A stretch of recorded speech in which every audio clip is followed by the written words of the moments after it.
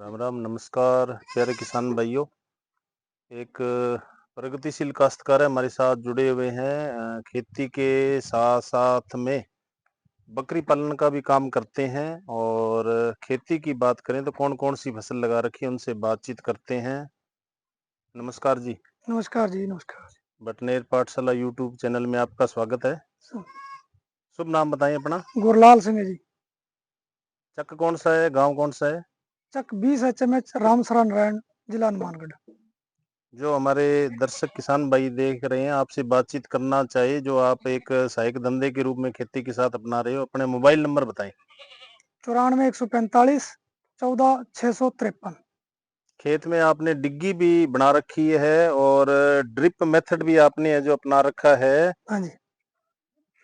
Drip के द्वारा जैसे आप खेती कर रहे हो तो कौन कौन सी फसल लगा रखी है? अभी नरमे की फसल है जी। नरमा कितना बीघे? 14 बीघे नरमा 14 बीघे नरमा सारा ड्रिप पे है। जी।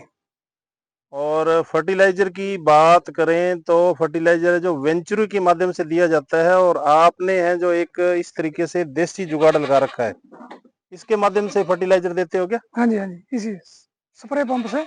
इसी स्प्रे पंप से? हाँ जी, हाँ जी। इसी स्प्रे पंप से जब अपने फर्टिलाइजर देते हैं तो खर्चा भी अपना बचता है, यानी कि फर्टिलाइजर की बचत होती है, हाँ जी, प्लस पानी की भी बचत होती है। पानी की वजह से। और इधर अपने बीटी कॉटन जहाँ ड्रिप में लगा रखे है वहां पर भी जा करके अपने विजिट करेंगे। इसके साथ साथ में जो सहायक धंधा आपने अपना रखा है बकरी पालन का, ये विचार कैसे मन में आया और कितनी है जो इनकम हो जाती है? ये खेती के साथ साथ दूसरा धंधा करने का, जैसे हर किसी की इच्छा होती है कि एक साथ में धंधा हो। तो हमने इधर उधर जैसे देखा तो हमें ये धंधा कुछ अच्छा लगा, और अभी 1 साल से स्टार्ट किया इसको हमने। चलो अपने फार्म की विजिट करते हैं किसान भाइयों। ये गुरलाल सिंह का बकरी पालन है, और कृषि विभाग के हैं जो वरिष्ठ कृषि प्रेक्षक चरणजीत सिंह जी, ये भी हमारे साथ में हैं और फसलों का अवलोकन भी करेंगे। पहले अपने बकरी पालन का जो इनका फार्म बना हुआ है इनकी विजिट करते हैं।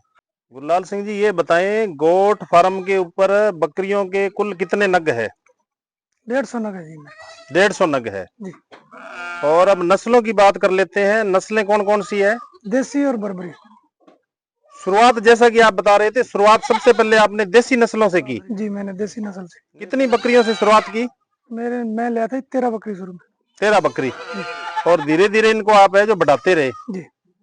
दूसरी नस्लों की बात करें, दूसरी कौन सी नस्ल है? बीटल भी है मेरे पास, लेकिन बीटल थोड़े है। बीटल के कितने नग है? 6 नग है मेरे पास।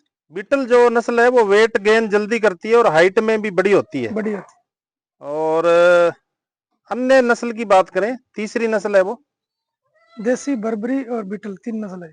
बर्बरी नस्ल है दूसरी। बर्बरी के कितने नग है? बर्बरी मेरे पास 100 नग है। बर्बरी के 100 नग है।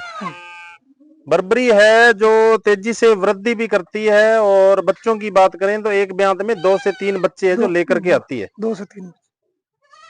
और इनकम की बात कर लेते हैं। 1 साल हो गया आपको, तो लगभग कितनी इनकम प्राप्त हुई है?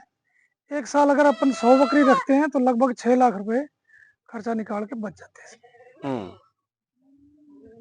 यानी कहने का भावार्थ है, कई बार तो ये कहावत भी है, यदि आप बकरी पालन कर रहे हो तो 4 रुपए सैकड़े भी यदि आप ब्याज पर पैसे लेकर के और बकरी पालन करते हो तो लाभ का सौदा है।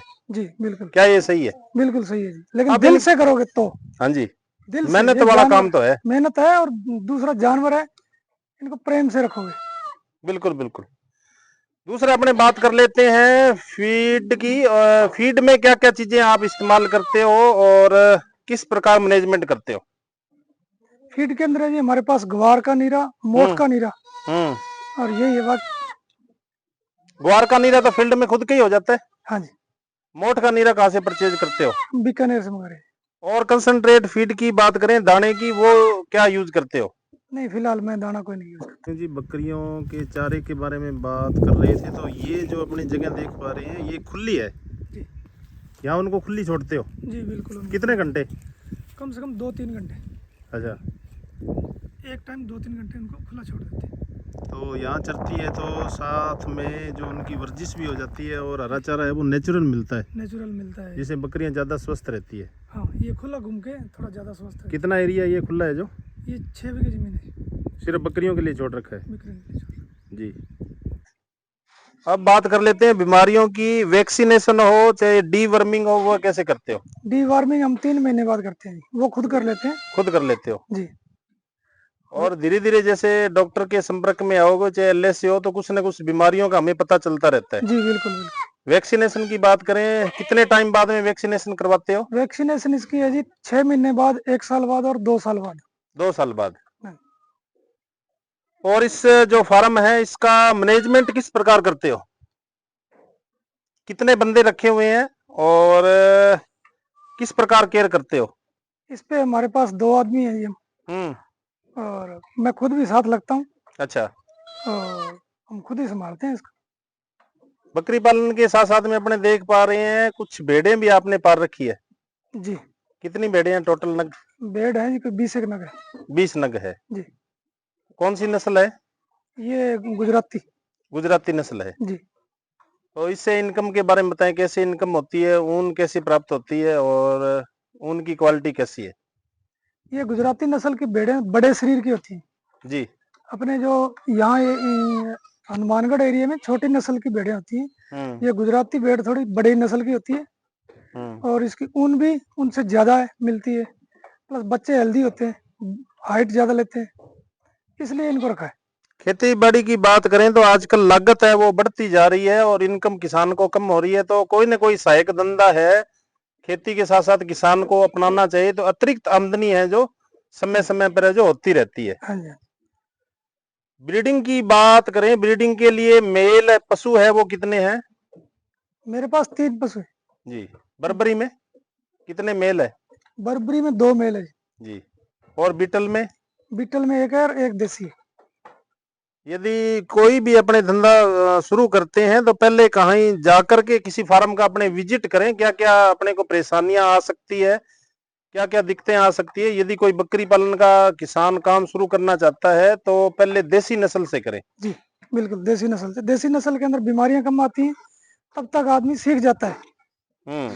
अगर 1 साल आप देसी पे करोगे तो उससे बहुत कुछ सीख जाओगे आप। अब बात कर लेते हैं ट्रेनिंग की। किसी संस्थान से ट्रेनिंग प्राप्त की हो आपने? मैंने सूरतगढ़ से की। सूरतगढ़ से कितने दिनों की ट्रेनिंग हुई थी? 1 सप्ताह की ट्रेनिंग थी। कोई लोन वगैरह के लिए अप्लाई किया हो? अभी किया हुआ है जी NLM के अंदर। अच्छा। कितना लोन मिलता है और क्या क्या लाभ मिलते हैं किसान को? इस पे 100 बकरियों पे 20 लाख रुपए मिलते हैं जी जी। जिसमें 50% की सब्सिडी है।